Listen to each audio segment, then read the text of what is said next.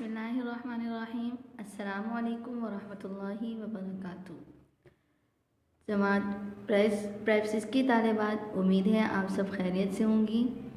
आज इस्लामियात की क्लास में हमारा लेक्चर नंबर 3 है और आज के लेक्चर में जो हम सबक पढ़ेंगे वो है बाज़ ज़रूरी इस्तिलाहात। ये वाला सबक जो है वो हम पढ़ेंगे, ठीक है। बाज़ ज़रूरी इस्तिलाहात यानी ऐसी बुनियादी चीज़ें जो इल्म तजवीज़ से जो है वो मुताल्लिक़ा हैं, वो आज हम पढ़ेंगे। जैसे हम हरकत एराब जो हम पढ़ते हैं, हरकत पढ़ते हैं, ज़बर ज़ेर पेश, उल्टा पेश, खड़ी ज़ेर खड़ा ज़बर, ठीक है। तो ये सब हम जो है वो पढ़ेंगे आज, ठीक है। तो बोर्ड पर देखिए तालिबान, सबसे पहले इसमें जो है वो हम ये देख लेते हैं कि हरकत क्या होती है, हरकत किसे कहते हैं, ठीक है। तो ये देखिए, हरकत जो है वो ज़बर ज़ेर पेश, खड़ा ज़बर खड़ी ज़ेर, इन सब को क्या कहते हैं, हरकत। और फिर ये जो एराब है यानी ज़बर ज़ेर पेश जिस हर्फ पर हो उस हर्फ को कहते हैं मुतहर्रिक। यहाँ मिसाल लिखिए कुतिबा, ठीक है। कुतिबा में जो है वो काफ पर पेश, ता पर ज़ेर और बा पर ज़बर है। तो ये जो पेश, ज़बर ज़ेर, ये सब हरकत हैं। और जो काफ यानी काफ पर जो पेश है, इस वजह से हम काफ को क्या बोलेंगे, मुतहर्रिक। क्यों? क्योंकि इस पर क्या है, पेश है, हरकत है। तो जिस हर्फ पर हरकत हो उसको क्या कहते हैं, मुतहर्रिक कहते हैं। समझ आ गई बात आपको? हरकत किसे कहते हैं, ज़बर ज़ेर पेश को, और जिस हर्फ पर हरकत हो यानी ज़बर हो, ज़ेर हो या पेश हो, उस हर्फ को हम क्या कहते हैं, मुतहर्रिक कहते हैं, ठीक है। अब आइए देखिए सुकून और साकिन। सुकून किसे कहते हैं, ये जो मैंने अलामत बनाई है यहाँ पर लिखी है, इसको कहते हैं सुकून, और इसको जज़म भी कहते हैं। जज़म पढ़ा था ना आप लोगों ने पहले, तो ये इसको क्या भी कहते हैं, जज़म, ठीक है। और साकिन किसे कहते हैं कि जिस हर्फ पर सुकून हो उसको क्या कहते हैं, साकिन। हल, यहाँ पर मैंने मिसाल लिखी है हल। हल में जो है वो लाम पर जज़म है यानी सुकून है, ठीक है। और लाम पर चूँकि जज़म है, सुकून है, इस वजह से हम लाम को क्या कहेंगे, साकिन, ठीक है। तो सुकून किसे कहते हैं, इस अलामत को सुकून या जज़म कहते हैं। और ये अलामत जिस हर्फ पर होगी उस हर्फ को हम क्या कहेंगे, साकिन, ठीक है। अब देखिए हुरूफ़ मद्दा। हुरूफ़ मद्दा जो है वो 3 होते हैं, वाव, या और अलिफ, ठीक है। ये 3 हुरूफ क्या कहलाते हैं, मद्दा कहलाते हैं। वाव मद्दा क्या है, ठीक है। वाव मद्दा जो है वो तब होता है जब वाव साकिन हो और उससे पहले क्या हो, पेश हो। मिसाल मैंने यहाँ लिखी है तूबू। तूबू में देखिए वाव जो है वो साकिन है, ठीक है, और इससे पहले हर्फ पर क्या है, पेश है।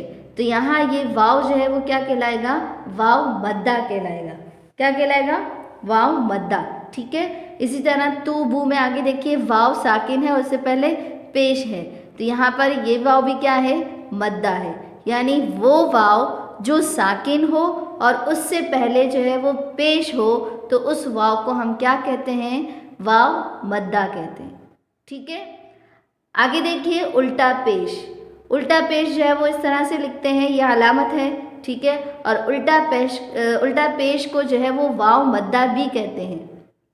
क्यों कहते हैं कि देखिए तूबू में जिस तरह ता और बा को खींचकर पढ़ा जाता है, इसी तरह तूबू यानी ता पर उल्टा पेश और बा पर भी उल्टा पेश, इसमें भी जो है वो ता और बा को किस तरह से पढ़ेंगे, खींचकर पढ़ा जाएगा, ठीक है। तो इस वजह से वाव, ये उल्टा पेश भी जो है वो क्या है, वाव मद्दा जैसा है, ठीक है। आगे आइए या मद्दा, ठीक है। या मद्दा क्या है कि जब या साकिन हो और उससे पहले क्या हो, ज़ेर हो।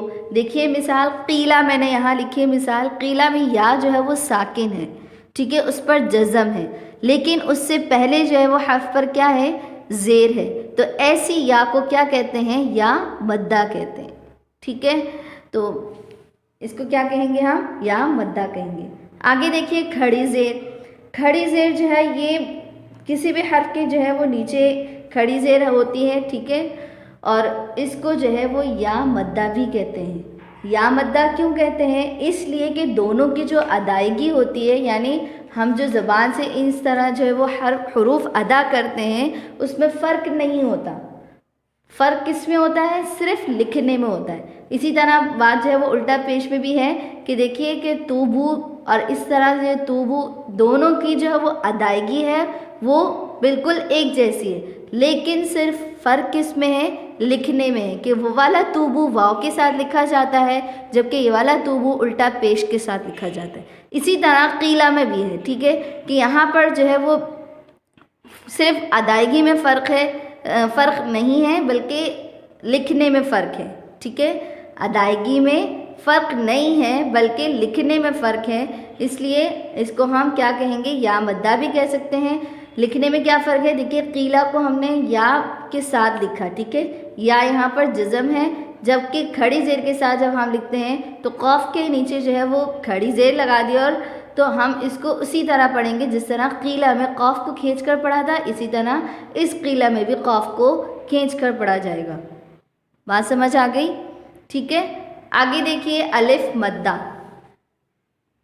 الف مدہ بھی جو ہے وہ کیا ہے یہ کہ الف سے پہلے جو ہے وہ ہمیشہ کیا ہوتا ہے؟ زبر ہوتا ہے، اور یہ الف جو ہے وہ الف مدہ کہلاتا ہے۔ مثال کیا دی ہے؟ قولا۔ قولا میں الف جو ہے وہ ساکن ہے، یعنی اس پر حرکت نہیں ہے، لیکن اس سے پہلے کیا ہے؟ زبر ہے، تو اس الف کو کیا کہیں گے؟ الف مدہ کہیں گے۔ دیکھیے طالبات، کھڑا زبر کہ اگر کسی حرف پر جو ہے وہ کھڑا زبر ہو تو دراصل یہ الف مدہ ہی ہوتا ہے، ٹھیک ہے۔ دیکھیے اس کا کیا مطلب ہو کہ جس طرح ہم الف مدہ کا پڑھتے ہیں اسی طرح کھڑا زبر کو بھی پڑھا جاتا ہے، صرف جو ہے وہ لکھنے میں فرق ہوتا ہے، ادائیگی میں فرق نہیں ہوتا۔ مثال دیکھیے قولا جو ہے وہ یہاں الف کے ساتھ جو ہے وہ دیا ہے، الف مدہ کے ساتھ، ٹھیک ہے، تو یہاں جس طرح قاف کو کھینچ کر پڑھا جاتا ہے اسی طرح قولا جو کھڑا زبر کے ساتھ دیا گیا ہے اس میں بھی جو ہے وہ قاف کو کھینچ کر پڑھا جائے گا، ٹھیک ہے۔ اب دیکھیے الف اور حمزہ میں فرق، ٹھیک ہے، الف اور حمزہ میں فرق کیا ہے کہ حمزہ جو ہے وہ ہمیشہ متحرک ہوتا ہے، ٹھیک ہے، یعنی اس پر زبر زیر پیش جو ہے وہ آتا ہے، ٹھیک ہے، اور حمزہ کے اوپر جو ہے وہ جزم بھی آتا ہے۔ جب اس پر جزم آتا ہے تو ہم اس کو جھٹکے کے ساتھ پڑھتے ہیں، اور اسی طرح جو الف ہے اس پر کوئی حرکت نہیں ہوتی، وہ ہمیشہ جو ہے وہ ساکن ہوتا ہے، ٹھیک ہے، اور اس سے پہلے جو ہے وہ ہمیشہ زبر ہوتا ہے الف سے پہلے، ٹھیک ہے۔ لیکن الف چونکہ ساکن ہوتا ہے تو ہم الف کو جھٹکے کے ساتھ نہیں پڑھتے۔ دو فرق ہو گئے حمزہ اور الف میں، ایک تو یہ کہ حمزہ جو ہے وہ ہمیشہ متحرک ہوتا ہے اور الف پر کوئی حرکت نہیں ہوتی۔ دوسرا فرق کیا ہے کہ حمزہ پر جب جزم آتا ہے تو اس وقت ہم حمزہ کو جھٹکے کے ساتھ پڑھتے ہیں، اور جب الف پر جو ہے وہ چونکہ ساکن ہوتا ہے، ہمیشہ اس پر جزم ہوتا ہے، تو ہم اس کو جھٹکے کے ساتھ نہیں پڑھتے، ٹھیک ہے، اور الف سے پہلے ہمیشہ کیا ہوتا ہے؟ زبر ہوتا ہے۔ تو یہ بنیادی فرق ہے کس میں؟ الف اور حمزہ کے درمیان، ٹھیک ہے۔ آگے دیکھیے حروف لین۔ حروف لین جو ہے وہ دو ہیں، واو اور یا، ٹھیک ہے۔ واو اور یا کب حروف لین بنتے ہیں؟ جبکہ اس سے پہلے کیا ہو؟ زبر ہو، ٹھیک ہے۔ جیسے مثال دیکھیے خوفن۔ خوفن میں واو سے پہلے کیا ہے؟ زبر، ٹھیک ہے۔ اسی طرح کیفا، یا سے پہلے کیا ہے؟ زبر۔ تو ان دونوں یہاں پر واو اور یا کو ہم کیا کہیں گے؟ حروف لین، ٹھیک ہے۔ سمجھ آ رہی ہے نا طالبات؟ بات سمجھ آ رہی ہے آپ لوگوں کو؟ ٹھیک ہے، خوفین میں واو اور یا، کیفا میں جو ہے وہ یا جو ہے وہ کیا ہے؟ حروف لین ہے۔ حروف لین کیوں ہے کہ ان دونوں سے پہلے کیا ہے؟ زبر ہے، ٹھیک ہے۔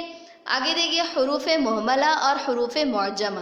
حروف مہملہ کو جو ہے وہ غیر منقوط حروف کہتے ہیں، ٹھیک ہے، یعنی جو غیر منقوط حروف ہیں، یعنی بغیر نقطے والے جو حروف ہیں جیسے ح، دال، سین، صاد وغیرہ، ان کو کیا کہتے ہیں؟ حروف مہملہ، ٹھیک ہے۔ اور منقوط حروف کو کیا کہتے ہیں؟ حروف معجمہ۔ منقوط حروف مطلب کہ جن حروف پر نقطے ہوں، دیکھیے با، تا، جیم، دال، شین، ضاد وغیرہ، ان پر جو ہے وہ نقطے ہیں تو ان حروف کو کیا کہتے ہیں؟ حروف معجمہ۔ بات سمجھ آ گئی آپ لوگوں کو؟ ٹھیک ہے، میں نے آپ کو جو ہے وہ چیپٹر سمجھا دیا ہے۔ جو ہمارا سبق ہے، ٹھیک ہے۔ اب ہم جو ہے وہ کام دیکھ لیتے ہیں کہ ہمیں کیا کام کرنا ہے۔